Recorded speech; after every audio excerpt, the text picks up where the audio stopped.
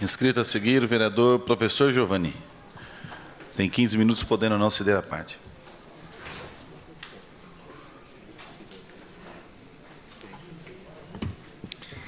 Senhor presidente, pastor Kennedy, senhores vereadores, público aqui presente, boa noite. Eu começo essa fala parabenizando a comissão pelo excelente evento. Realmente foi muito esclarecedor. Desde que eu estou aqui nessa casa, eu tenho apoiado qualquer iniciativa no tocante à regularização fundiária.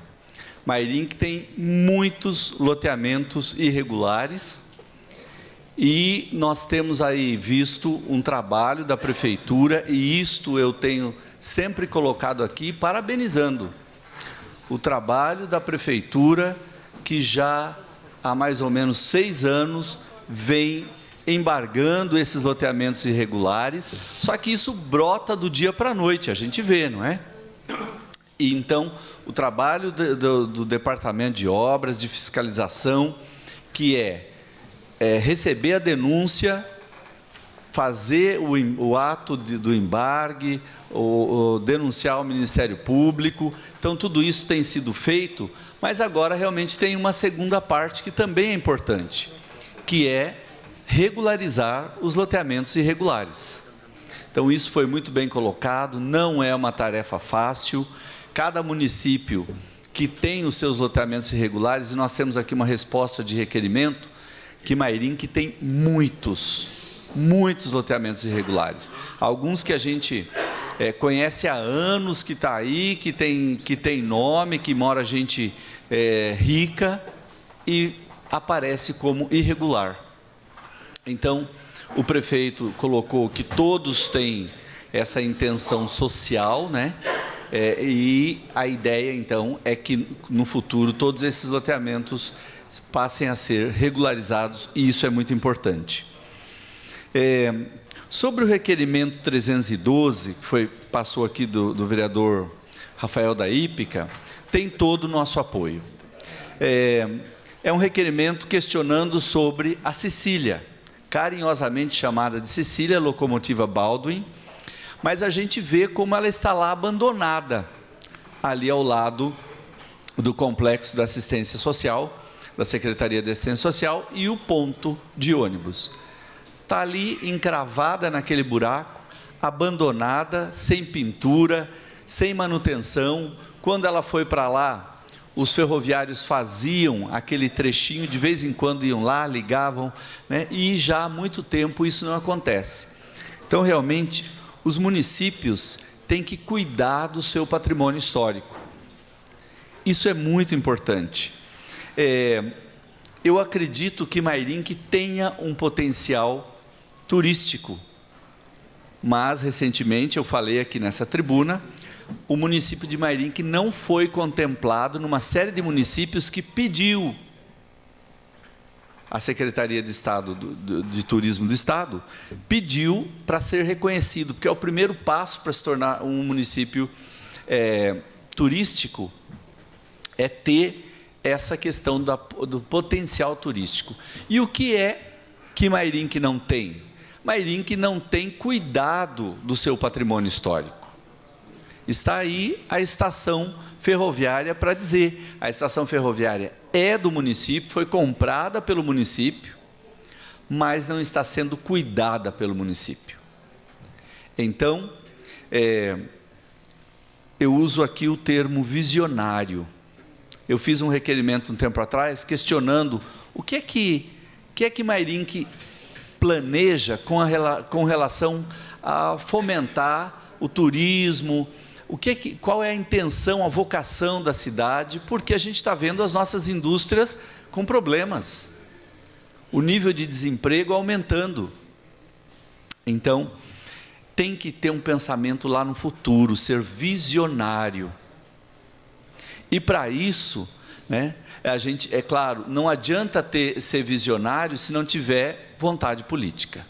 Foi colocado na questão da regularização fundiária, essa é uma questão primordial.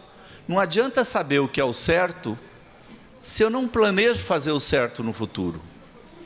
Eu tenho que ter vontade política. e vontade política de fazer o certo, de fazer o que é melhor para a população. Senão, eu posso estar no poder e não ter ação nenhuma, porque eu não sou visionário, eu não tenho vontade política. Isso é um questionamento que a gente precisa se fazer constantemente, porque senão o município não sai do status que ele está. Ele vai se manter, né, os serviços públicos essenciais, e não tem crescimento. A gente vê histórias aí de municípios que não eram nada no sentido de turismo, não tinham nem potencial, e alguém visionário pensou: eu vou fazer algo por este município que ele vai se tornar famoso. Então traz uma empresa de entretenimento, um parque de diversões, alguma coisa, ou cria uma situação. Uma das coisas que eu tenho falado aqui é identidade. O município precisa ter identidade, porque daí ele sabe o que ele é e o que ele quer ser. Essa é uma discussão que eu proponho até para a nossa Comissão de Cultura daqui da Câmara. Fazer uma audiência pública para conversar com os artistas e os cidadãos mairinquenses sobre qual é a nossa identidade, quem nós somos e quem nós queremos ser. Porque a gente fala aqui do Horto Florestal, é claro que é um grande potencial turístico.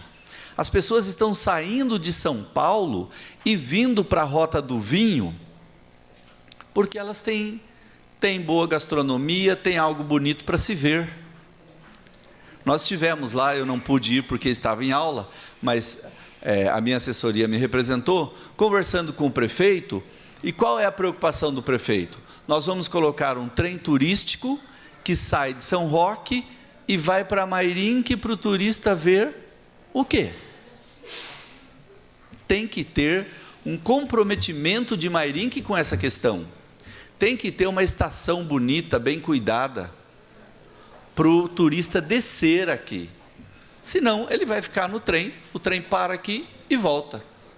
Ele só vai ver a paisagem daqui para São Roque. Não, nós temos que acreditar que esse turista vai descer aqui, que ele pode caminhar pelo nosso centro histórico, porque nós temos um centro histórico.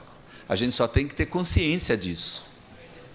Então, tem todo o nosso apoio, vereador, para que o Executivo assuma isso, né? Vamos cuidar do que é o nosso patrimônio histórico.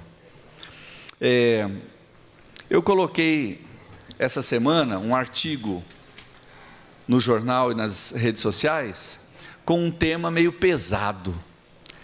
Tem algo de podre no reino da Dinamarca.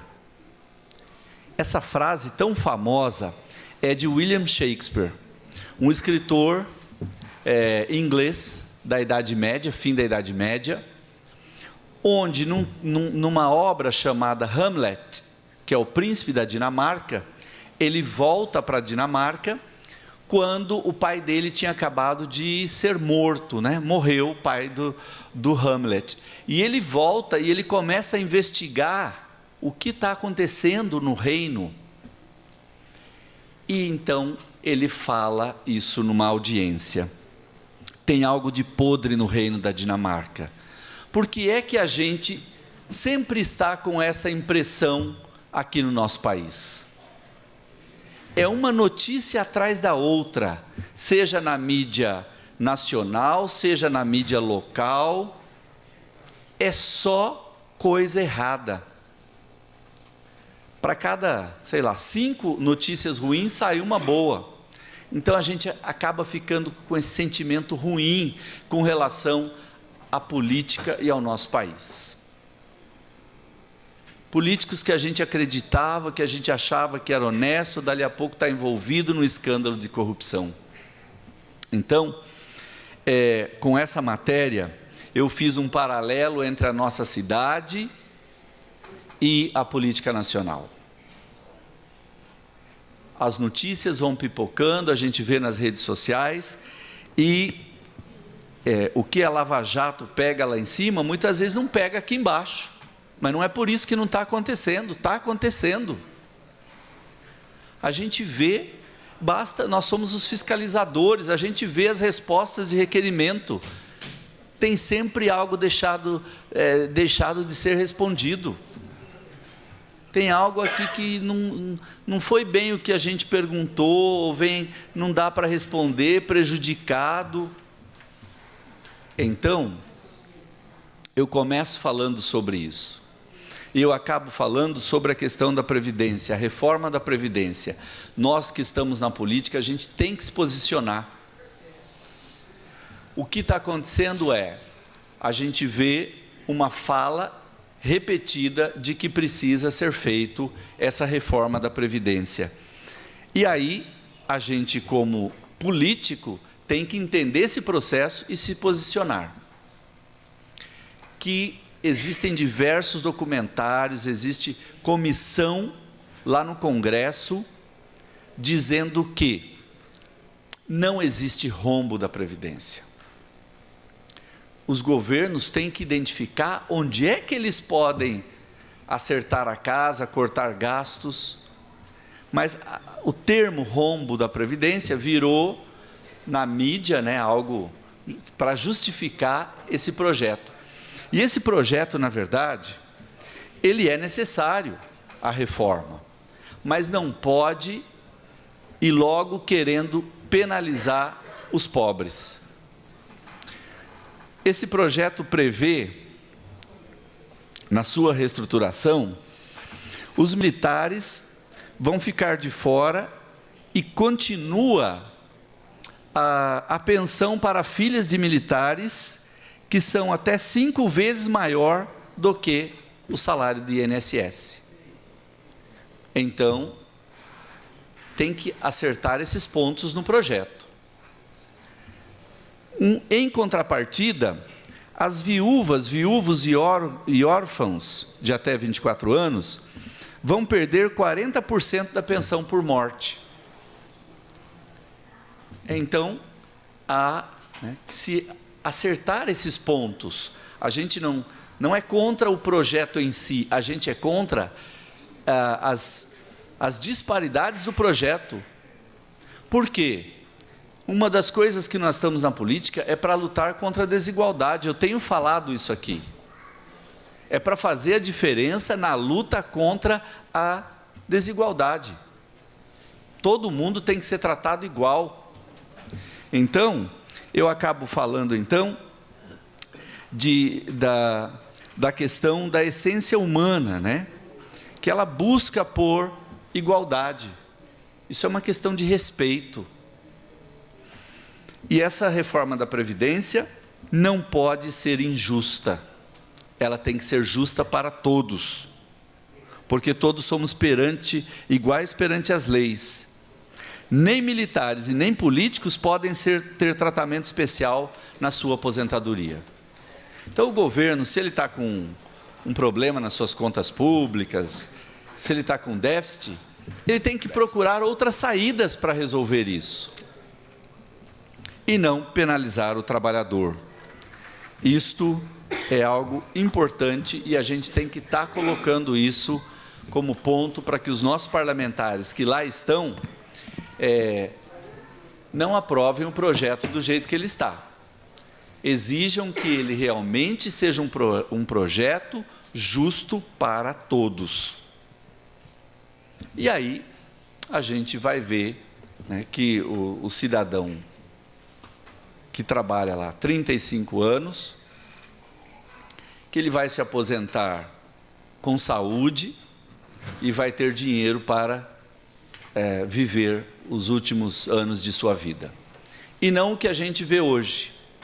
Um monte de gente tendo que aposentar, mas continuar trabalhando para poder se sustentar. Isso a gente não quer.